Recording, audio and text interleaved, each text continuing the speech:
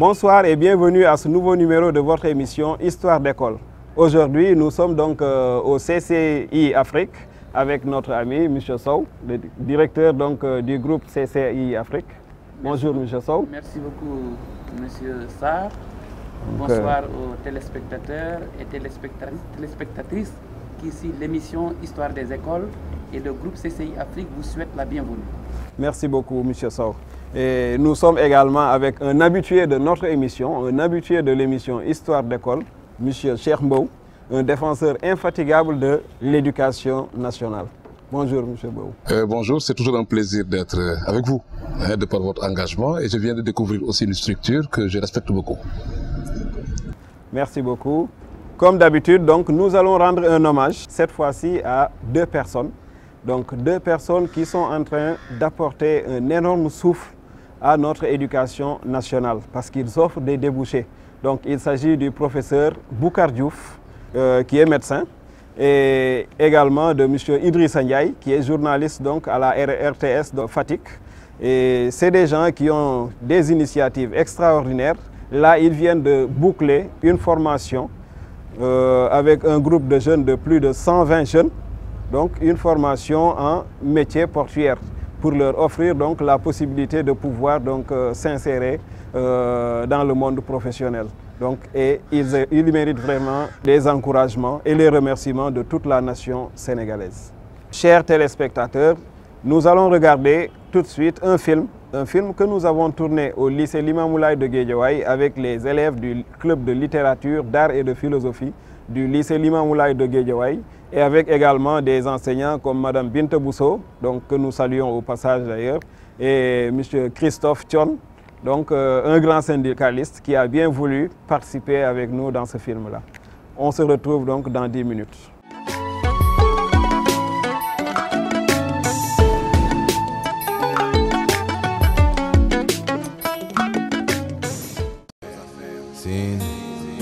L'unité, watch me now.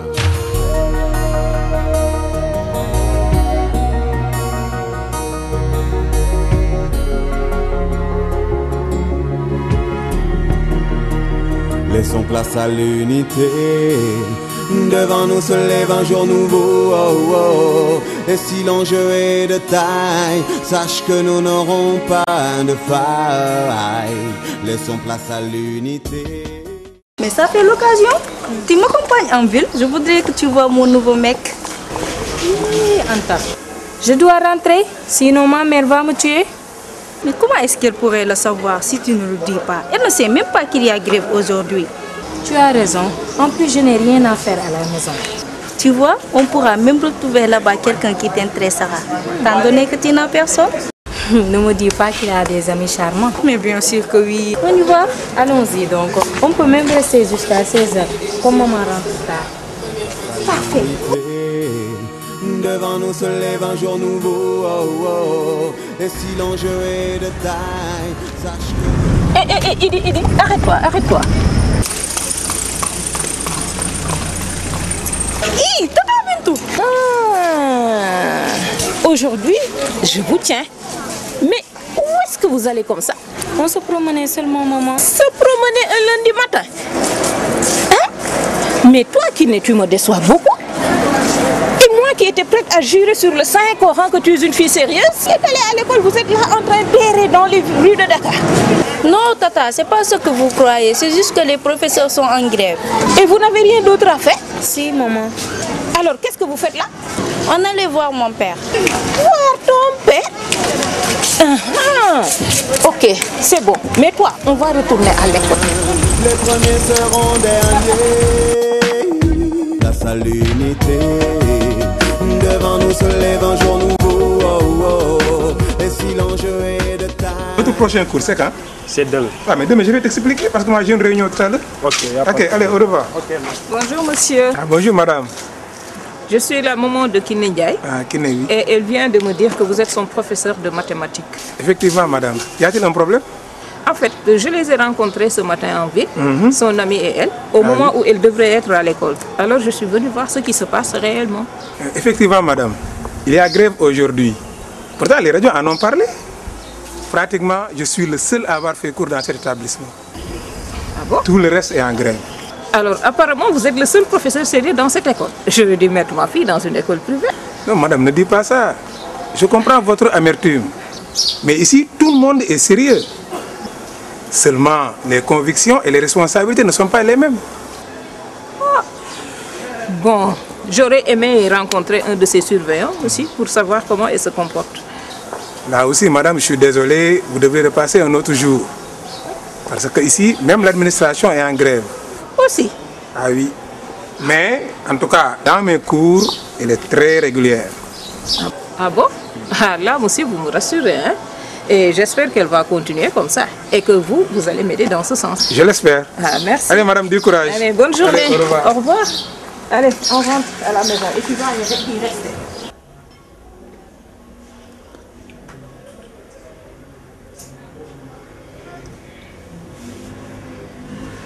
Que les courants de surface happent les larves et les poussent derrière le récif. François Rangel sont à l'abri.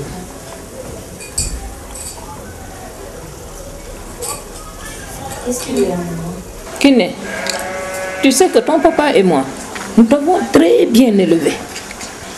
Mais depuis que tu as commencé à fréquenter Anta, j'ai noté beaucoup de changements en toi. Quel changement, maman? Ah, tu ne le sais pas. Nous sommes au milieu du mois d'avril. Et jusqu'à présent, tu ne m'as présenté que tes notes de mathématiques. À chaque fois que je te demande ton bulletin du premier semestre, tu me dis qu'on ne vous l'a pas encore donné. Mais parle-moi, ma fille, parle-moi très sincèrement, car je suis vraiment inquiète. Qu'est-ce qui se passe?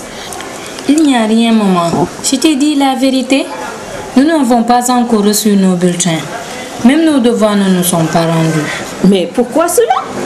Je pense que ça fait partie de la grève des professeurs. Ah bon? Oui. Bon, d'accord. Je sais ce que je vais faire.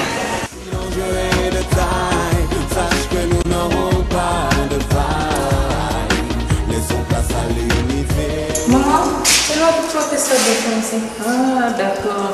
Voilà, je vais aller lui parler. Mais toi, tu vas aller en classe. Encore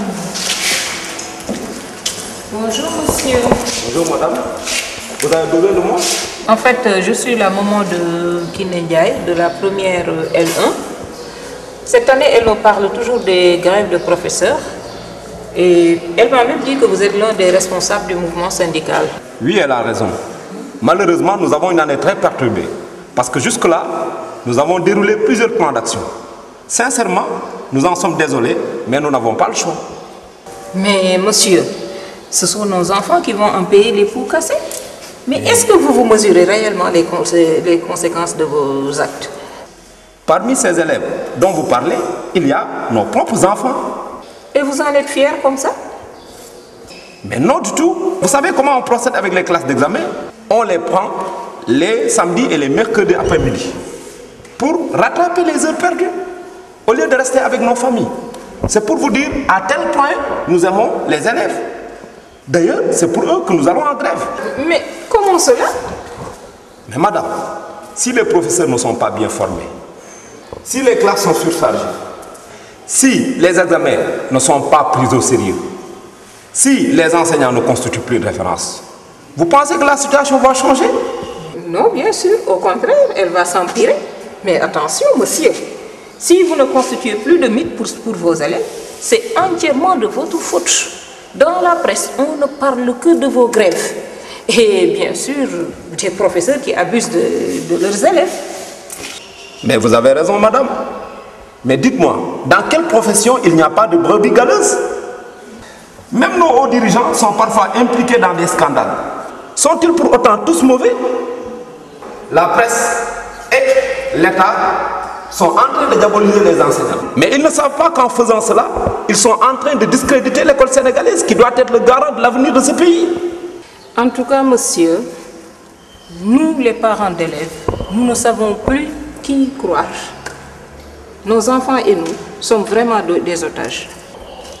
Vos enfants, peut-être.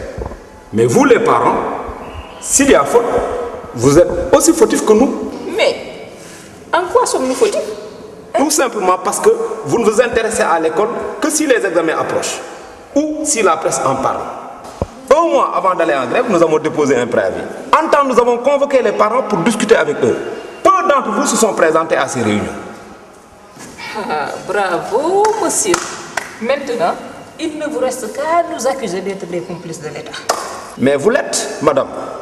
Pourquoi? Parce que quand le gouvernement refuse d'appliquer les accords déjà signés avec les enseignants, quand le gouvernement fait la sourde oreille par rapport à nos revendications, si vous ne réagissez pas, mais vous êtes bel et bien des complices.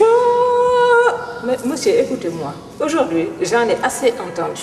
D'ailleurs, je vais aller au travail. Et pendant qu'on y est, je vous conseille d'en faire autant. Vous savez, c'est mieux pour vous, c'est mieux pour nous, et c'est mieux pour tout le Sénégal. Voilà, à bon entendeur, salut. Au revoir, monsieur.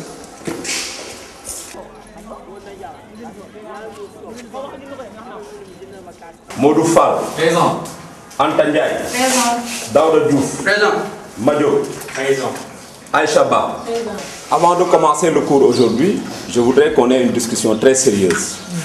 Vous savez, l'actualité nationale est marquée par la grève des professeurs. Vous n'ignorez pas non plus à quel point je suis engagé dans cette lutte en tant que représentant syndical.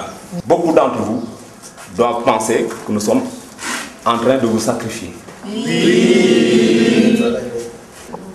Qui d'entre vous voudrait devenir enseignant?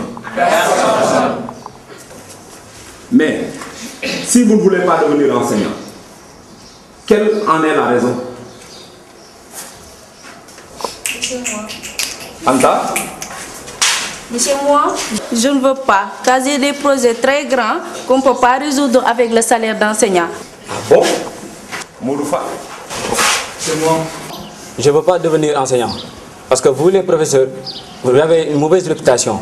Vous passez tout votre temps à réclamer de l'argent. Et en plus, certains disent que vous ne travaillez pas. Ah bon? Majo?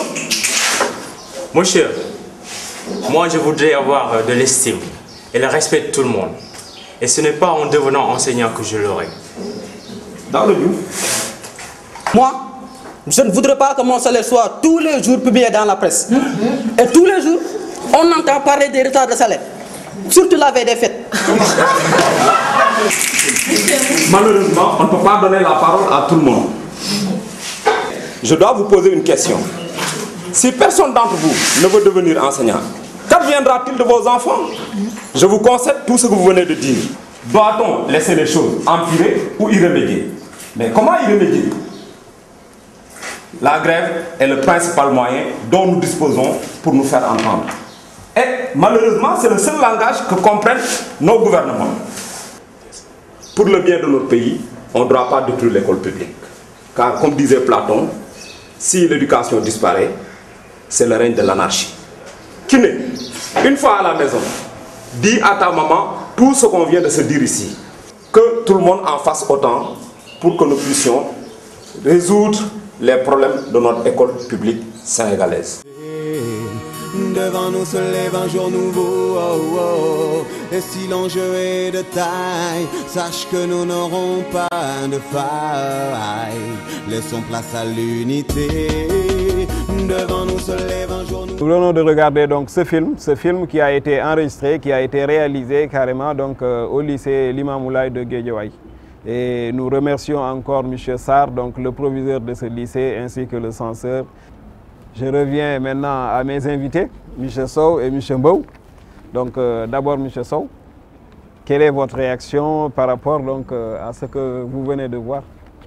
Ce que je viens de voir est le reflet exact de ce qui se passe dans le système éducatif sénégalais. C'est-à-dire des grèves répétitives, mais aussi des revendications de la part des enseignants qui revient successivement sur ce film, et on peut cette envie des élèves de se former, mais surtout d'une manière ou d'une autre ce refus ou cette espèce de ne pas vouloir devenir enseignant. C'est-à-dire, progressivement, en suivant ce film, nous constatons une certaine banalisation de ce métier que je pense être un métier noble et un métier qui doit être le socle même du développement et de la formation du Sénégalais. Parce que c'est de l'éducation qu'on peut bâtir quelque chose de solide, et surtout une nation solide. L'éducation est extrêmement importante et fondamentale dans la consolidation d'un système et surtout d'une nation entière. Donc c'est ça qui est extrêmement important et c'est cela que je retiens à travers en tout cas ce film. Vous avez parfaitement raison, Monsieur Mbow, le défenseur infatigable donc, de l'éducation, du système éducatif sénégalais. Votre réaction par rapport à ce que vous venez de voir? Avec votre permission, je voudrais aussi rendre hommage à Kem Momar Cissé. Kem Momar Cissé, c'était justement lui le défenseur infatigable, très âgé, qui malgré tout était toujours à nos côtés. C'était le moteur de la fédération des parents d'élèves, mais qu'il avait désigné aussi comme étant membre du conseil d'administration de la COSIDEP, où il a joué un rôle éminemment important. Je crois que ça, ce sont des figures qu'il faut mettre toujours en face des enfants pour leur dire, écoutez, nous avons des références encore dans ce pays et il nous faut travailler effectivement à porter leurs valeurs. C'est ça qui nous permettrait effectivement d'avoir ce Sénégal-là merveilleux. Par rapport à ce film, moi ce que je retiens, c'est d'abord confirmer que nos enfants ont beaucoup de génie. Ça, c'est des enfants qui ont eu effectivement à interpréter ce théâtre. Ils l'ont fait, je crois, de très belle manière. Cela montre qu'ils ont du génie. Il faut simplement que nous autres, adultes, que les enseignants que nous sommes, que les parents d'élèves que nous sommes, que nous puissions arriver à détecter justement le génie qui dort en chacun de nos enfants. C'est ça qui leur permettrait demain qu'on soit moins, en tout cas, porté à considérer que notre système éducatif n'est pas efficace, il ne fait pas de résultats, les enfants font de mauvais résultats, il vaut 30%. Ce n'est pas, moi je ne fais pas partie des acteurs qui considèrent que notre système est si médiocre que ça. Il faudrait simplement qu'on revisite notre système d'évaluation et d'orientation parce qu'en chacun de ces enfants, il y a effectivement un génie extraordinaire qui dort. Ça, c'est un premier aspect. Le deuxième aspect, c'est lié à la problématique de l'autorité tout court. Vous vous rendez compte à travers ce film que les enfants qui sont victimes justement de ces moments de grève sont dans l'errance, ils sont dans la rue. Eh bien, heureusement que c'est des enfants qui ont des parents responsables, qui conversent, qui commercent, qui discutent avec les enseignants. Donc il est important que dans le système d'éducation, que nous ayons des parents qui justement soient disposés à être en lien constant, permanent avec les enseignants de leurs enfants. C'est ça qui leur permet de pouvoir voir effectivement les lacunes et de pouvoir continuer l'enseignement-apprentissage à la maison. Le travail, il faut continuer à considérer que l'école, l'éducation en tout cas doit être décloisonnée. Nous ne pouvons pas considérer que l'école est le seul lieu d'acquisition de savoir. C'est ça qu'il faudrait aujourd'hui éviter et faire en sorte que les parents puissent aussi les suivre. Le troisième et dernier aspect, c'est lié aux grèves répétitives. Il faut saluer que cette année, nous avons bien démarré l'année, il n'y a jusque-là pas de perturbation. J'espère simplement que vous avez mis ce film pour alerter et dire que nous devons enfin dans ce pays savourer une année sans perturbation. Et c'est là où on verra effectivement que notre système est capable de faire des résultats importants si nous avons un temps d'apprentissage conséquent. En tout cas, c'est notre objectif, donc une année scolaire avec 0 grève. Et nous allons retourner au lycée Limamoulaye pour voir comment les élèves donc, ont appréhendé donc, ce film.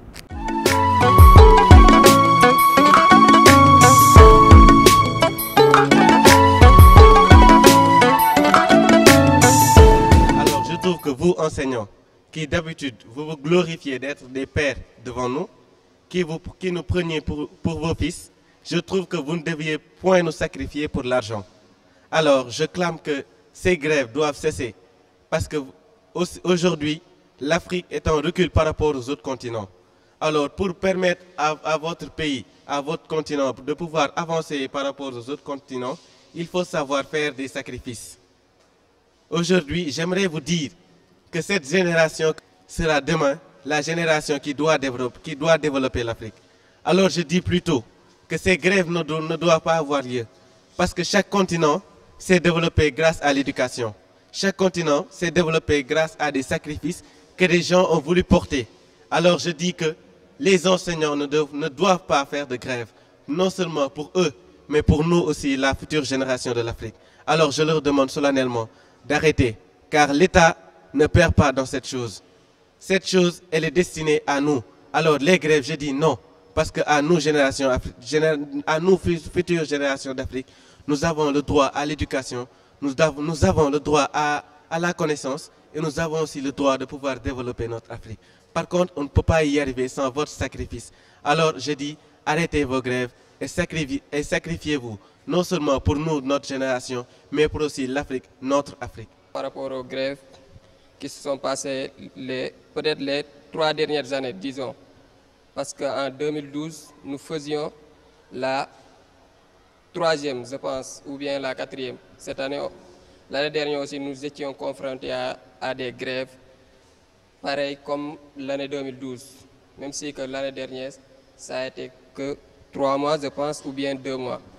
Mais pour résoudre ces problèmes, l'État doit aider les professeurs et les élèves de faire face aux grèves pour le bien fonctionnement de l'éducation nationale. Parce que l'Imam a été toujours, comme disent les anciens profs et les anciens élèves, comme le meilleur lycée du Sénégal. Maintenant, l'Imam est à la 3e position, vu les résultats du bac de l'année dernière. Tout cela est dû aux grèves qui se sont passées, comme l'année dernière et l'année 2012.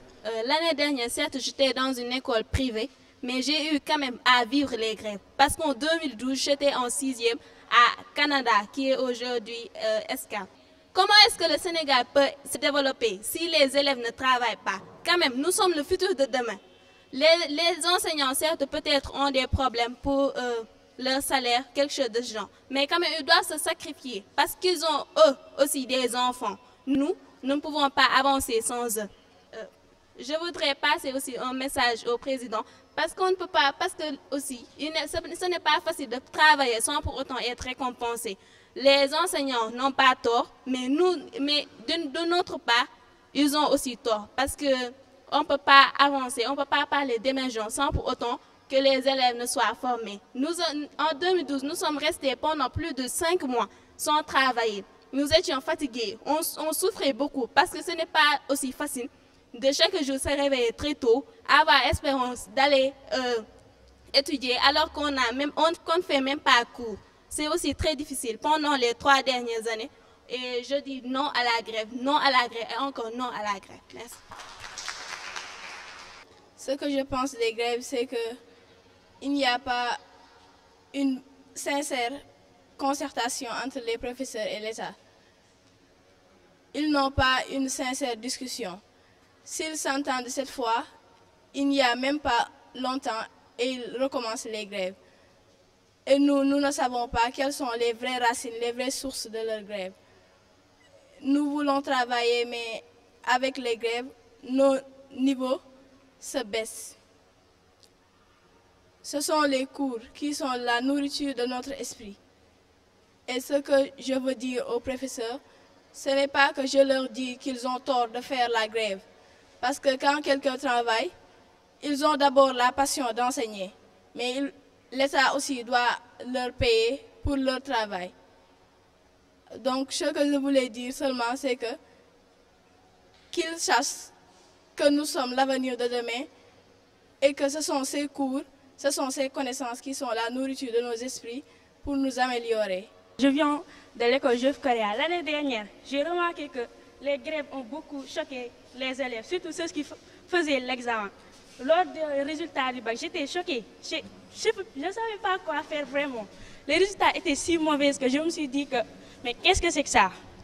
En majeure partie, l'État est responsable, mais aussi la responsabilité aussi vient des profs qui ne faisaient pas cours.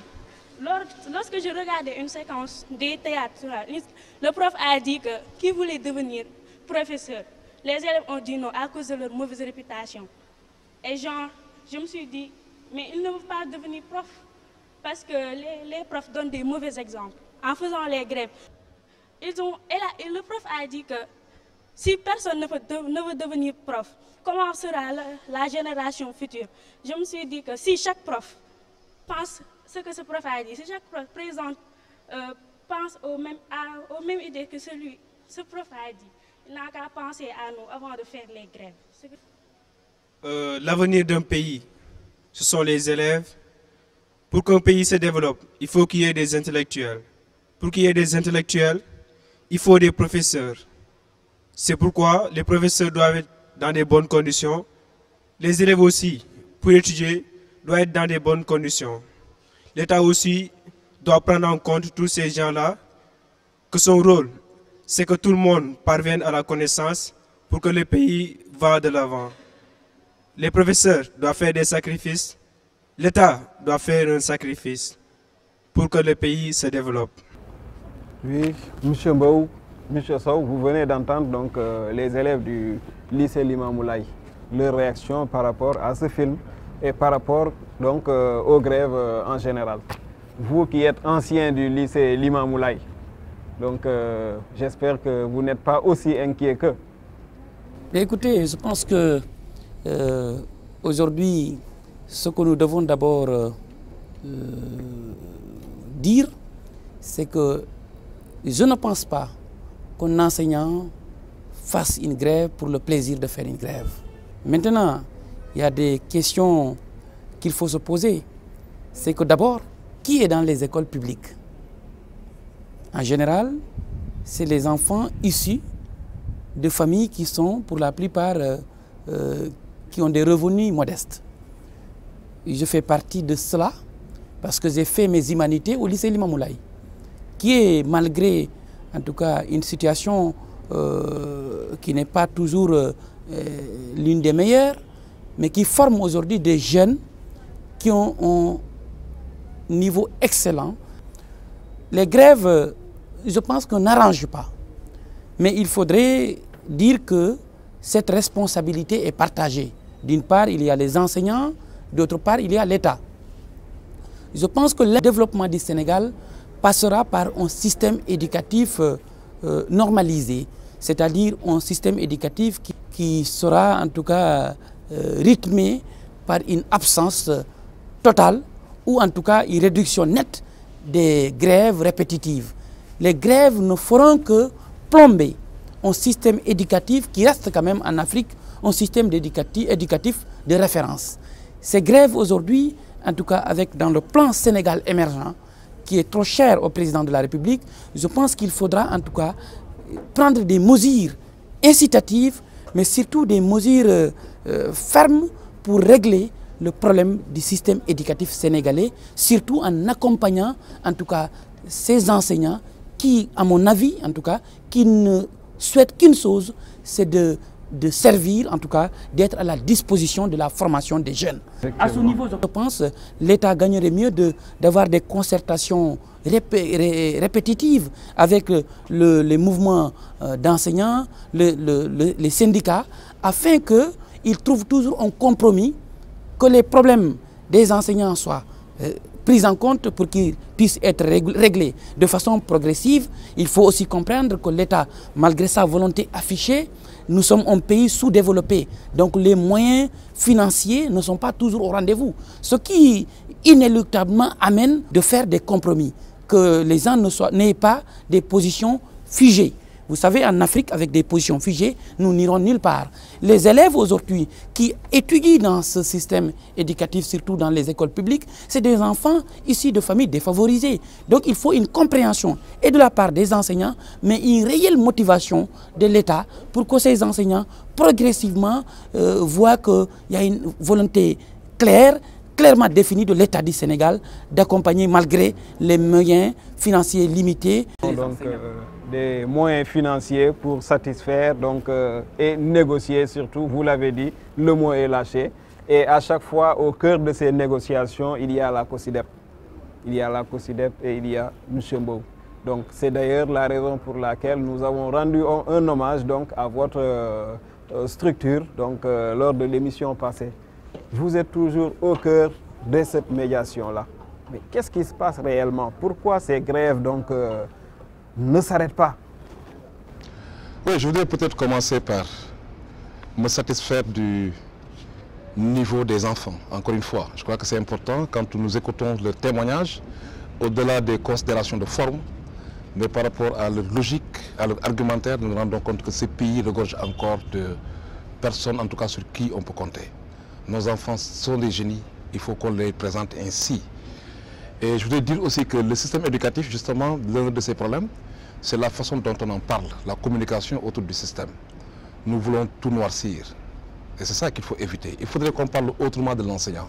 Cet enseignant qui est au fin fond du pays, qui se sacrifie, qui même reste des jours sans percevoir de salaire et qui continue à encadrer ses enfants. Il faut en parler autrement, de par tous les efforts qui sont faits. Et donc pour nous, ça c'est un élément qui est essentiel. Vous l'avez dit, le fond du problème par rapport à ces crises répétitives, c'est pour nous fondamentalement lié à plusieurs formes de crise. D'abord, une crise entre la société et l'éducation. Est-ce que nous avons une société qui croit encore au système éducatif sénégalais?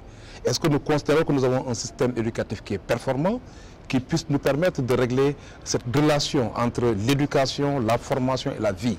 Est-ce que nous avons un système éducatif qui nous permette de prendre en charge, en tout cas, nos valeurs, les commandes de la société? Ça, c'est une crise qui est là et donc qu'il faut interroger. L'autre forme de crise, c'est lié à ce que nous appelons la crise des acteurs. Les acteurs ne se font pas confiance. Quand le gouvernement parle, les syndicalistes ne leur font pas confiance. Quand les syndicats parlent, le gouvernement considère qu'ils ne font aucun effort. Donc, que vous qui êtes l'arbitre, ou un des arbitres, ça pose problème. On ne souhaiterait plus jamais être arbitre, parce que nous avons, nous, une autre mission, de contribution beaucoup plus de qualité par rapport au système éducatif.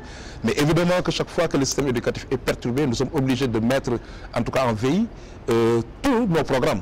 Parce que justement, intervenant dans l'éducation, quand l'éducation est perturbée, nous sommes obligés de nous arrêter. C'est ça qui fait que nous ne pouvons pas manquer de jouer un rôle de facilitation, de médiation et de mise en relation. Mais cette crise aussi des acteurs, c'est aussi un problème fondamental. Quand vous parlez de grève, il faut toujours se rappeler que, d'ailleurs je le dis très souvent, le mot que j'adore le plus dans le jargon de l'éducation, c'est le mot système. L'éducation, c'est un système. C'est comme un moteur. S'il y a un seul vis qui est endommagé, le moteur ne fonctionne plus. Donc quand il y a grève, il faut voir en profondeur où se trouve le problème. Quel est le maillon qui occasionne cette grève-là? Est-ce que c'est le fonctionnaire des finances qui lui tarde à payer les salaires? Est-ce que c'est, je ne sais pas, celui qui est au niveau de la fonction publique? Est-ce que c'est au niveau du ministère de l'Éducation? Est-ce que c'est lié? Donc, est-ce que c'est l'enseignant? Est-ce que c'est le syndicaliste? Donc, il faut réfléchir en ces termes-là. Aujourd'hui, en termes de dialogue, je crois, le Sénégal a engagé plusieurs formes de dialogue. Vous vous rappelez des assises nationales de l'éducation, qui ont été sanctionnées par un conseil présidentiel. Récemment, le président les a reçus, nous a reçus, parce qu'on faisait partie de la délégation, à travers un déjeuner. Des instructions ont été données. Aujourd'hui, il est important que l'on puisse évaluer les engagements que nous prenons, les instructions que nous donnons. Est-ce que nous respectons notre parole en tant que gouvernement? Est-ce que nous respectons notre parole en tant qu'enseignant? C'est là où se trouve le problème. Donc nous pensons qu'il faudrait que chacun se dise qu'il a une parcelle de responsabilité dans ce qui se passe. Et par conséquent, chacun devrait pouvoir faire face à son périmètre de responsabilité. Si nous ne le faisons pas, si nous n'avons pas des parents qui ne démissionnent pas, si nous avons un gouvernement qui considère l'éducation comme étant une surpriorité, un gouvernement qui se décide à respecter tous les engagements qu'il prend, même si on est dans un pays en développement, parce qu'il les aura analysés avant de les prendre, ces engagements. Si nous avons un mouvement syndical aussi beaucoup plus unifié, plus solidaire, où chacun ne fait pas dans la démonstration. Donc ça, si nous ne le faisons pas, si nous avons tout ça, nous pensons effectivement qu'on peut en arriver à un système éducatif pacifié. Parce que si nous n'avons pas un système éducatif pacifié, nous ne pouvons pas rêver avoir une amélioration des performances. Nous n'avons pas un système performant, ça c'est sûr. Et ça me permettra de revenir à M. Sow, le directeur de CCI Afrique. CCI Afrique qui est représenté donc, dans presque 17 pays africains. Donc vous qui avez l'habitude de voir les autres systèmes éducatifs, donc par rapport au nôtre, est-ce que vous voyez donc un problème causé par les grèves donc, par rapport au niveau des autres systèmes éducatifs africains? Le groupe CCI Afrique est naturellement lié à ce problème parce qu'aujourd'hui nous orientons tous les enfants sénégalais, africains de façon générale, depuis 13 ans, qui veulent aller étudier à l'étranger, en Europe, aux États-Unis, au Canada. Ce problème se pose en termes de qualité, en termes de niveau. Finalement, avec une année scolaire qui doit durer 9 mois, si on fait grève 2 ou 3 ou 5 mois, forcément, on aura un résultat qui ne sera pas bon et qui va naturellement se répercuter sur le niveau des élèves. Et cela est extrêmement à des conséquences graves. Parce qu'arriver en France, c'est pour cela d'ailleurs, nous avons invité nos partenaires, M. Menboud Michael, qui est le président directeur général de France Business School. C'est vrai, et qui est présent, nous allons l'introduire. Et qui représente l'enseignement supérieur privé français en Afrique et en Asie, qui pour la plupart reçoivent aussi les élèves et les étudiants sénégalais ou africains de façon générale.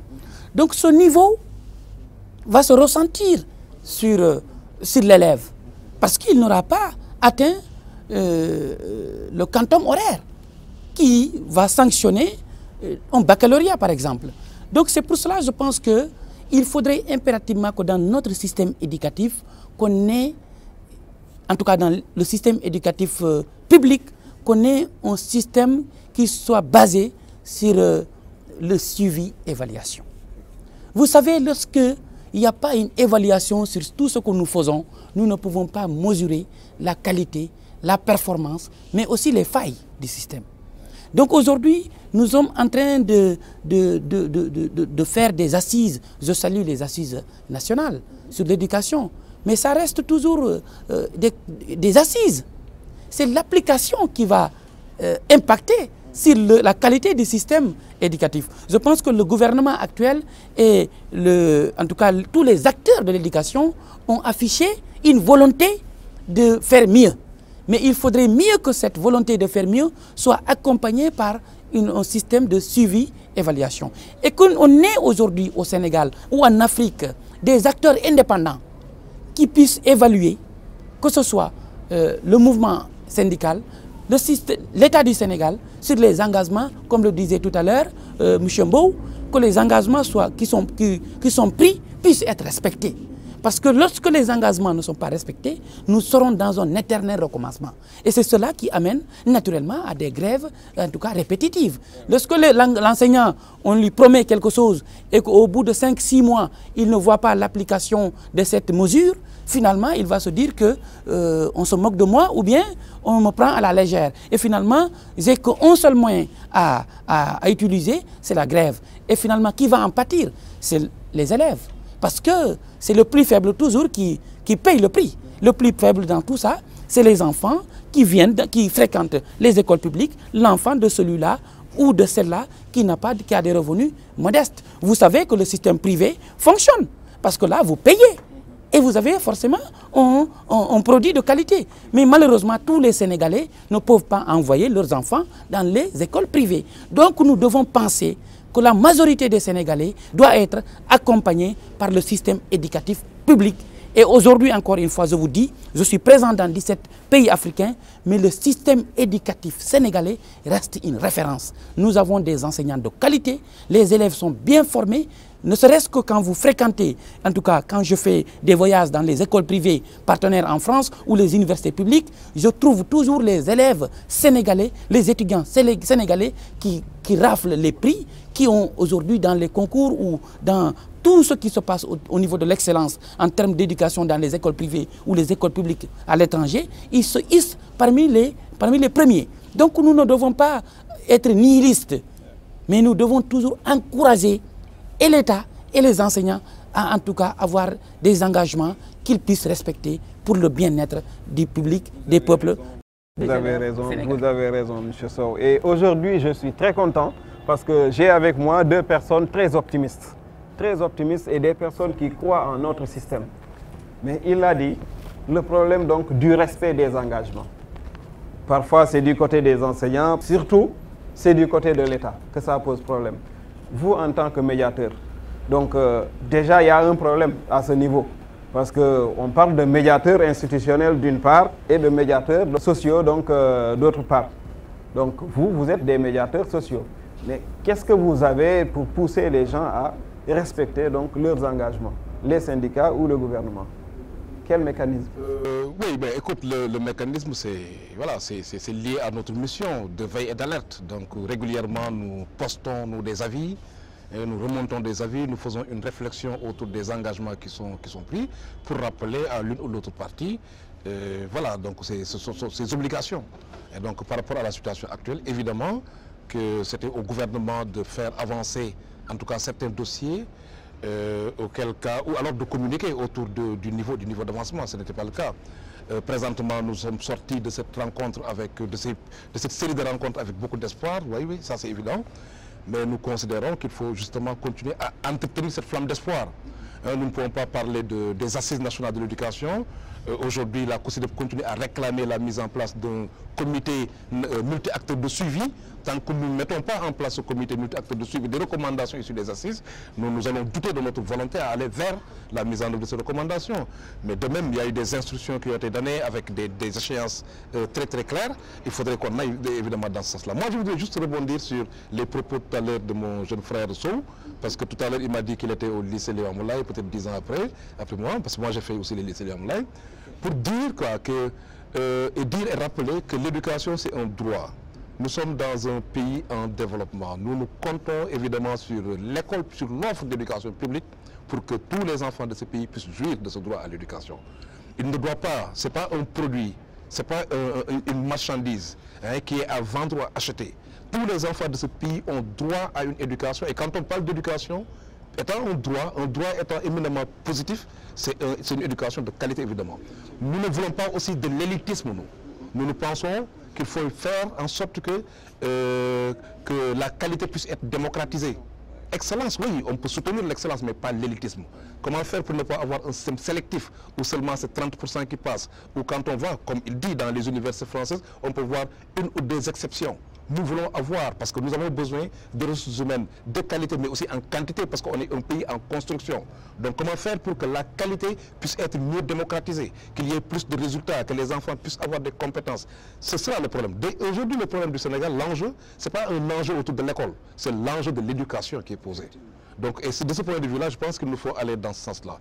Mais maintenant, pour revenir sur la problématique des grèves, notre point de vue est très clair, c'est qu'aujourd'hui, il faut que le Sénégal, bon, ce n'est pas seulement d'ailleurs le problème du Sénégal, c'est presque le problème de beaucoup de pays francophones. Nous sommes dans Africa Network Campaign on Education for All avec 35 autres pays et nous nous rendons compte que les francophones, de manière générale, l'un de leurs problèmes, c'est cette pléthore d'organisations syndicales et cette instabilité chronique et qui affecte même le pays qui nous a colonisé, la France, donc cette instabilité. Donc c'est un problème culturel, un problème qui a été historiquement hérité. Donc nous considérons en tout cas dans tous les cas que sur la problématique des grèves, ce qui est fondamental, c'est que si nous arrivons à nous entendre sur un minimum de consensus, il faut aller résolument vers la mise en œuvre de ces recommandations. Ça, c'est un premier aspect qui est essentiel. Le deuxième aspect, c'est qu'il faudrait que les communautés puissent casser la frontalité entre gouvernement et syndicats. Le système éducatif, il n'appartient pas au gouvernement et aux syndicalistes seulement. Il appartient à la communauté. L'éducation, c'est cette usine-là qui doit pouvoir nous permettre de produire le citoyen qui va développer ce pays. Et donc, ça, c'est tous les Sénégalais qui doivent s'engager avec détermination et passion et exiger qu'il y ait cette cassure entre cette frontalité ministère de l'Éducation, syndicat. Ça, pour nous, c'est un autre élément qui est fondamental et ça qui doit nous amener justement à suivre les décisions ou les engagements que l'une ou l'autre partie prend. Ça, c'est un deuxième aspect. Troisième aspect, surtout cette problématique des grèves, c'est, oui, cela dit, c'est les enfants qui sont pris en otage. Et c'est vraiment dommage. Nous avons des enfants qui vous disent, vous vous rappelez l'année dernière, écoutez, ils ont fait des manifestations pour dire, nous voulons apprendre. Quand on en arrive à avoir des enfants qui nous disent, nous voulons apprendre, je crois que c'est une chance pour le Sénégal.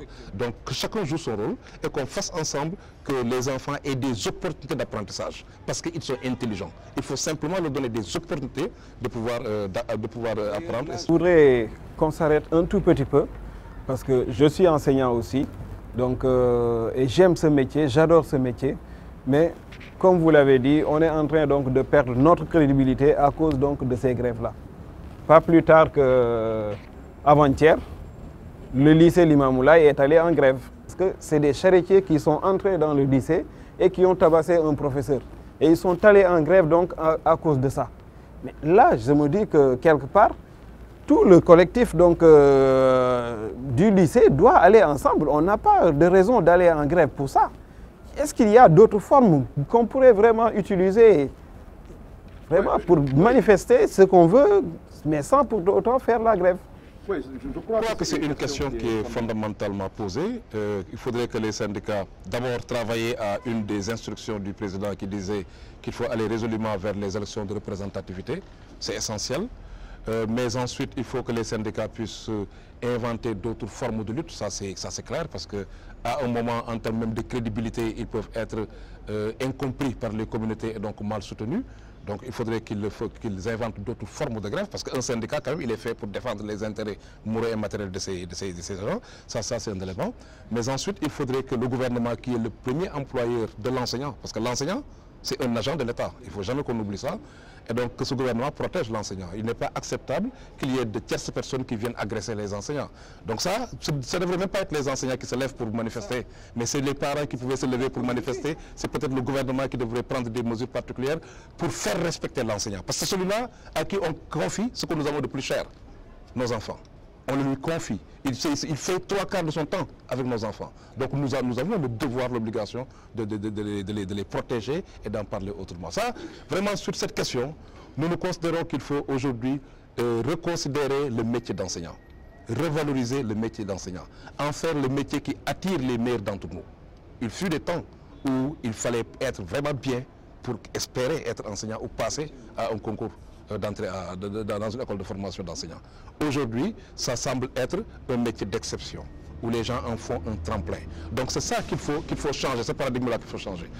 Il faut aussi changer d'autres paradigmes, c'est-à-dire que notre registre de pensée en termes de management, qu'on sache que nous sommes en 2015, quoi, où dans le management aujourd'hui c'est de la co-gestion, c'est la co-responsabilité, c'est l'implication de tous, même dans la prise de décision, y compris dans les décisions qui sont de votre responsabilité. Vous avez, je crois, vous avez intérêt à toujours vous ouvrir, à être suffisamment inclusif. Ça, cette forme de management-là devrait être de mise. Nous pensons aussi qu'il faut travailler à décentraliser le pouvoir, parce que si vous voulez avoir un système éducatif performant, nous pensons que le défi ne sera relevé qu'au niveau local, dans et autour des écoles. Ce n'est pas au niveau central qu'on puisse relever ce défi-là. Donc comment donner plus de pouvoir au niveau local, nous pensons que ça aussi c'est un élément qui est fondamental et essentiel.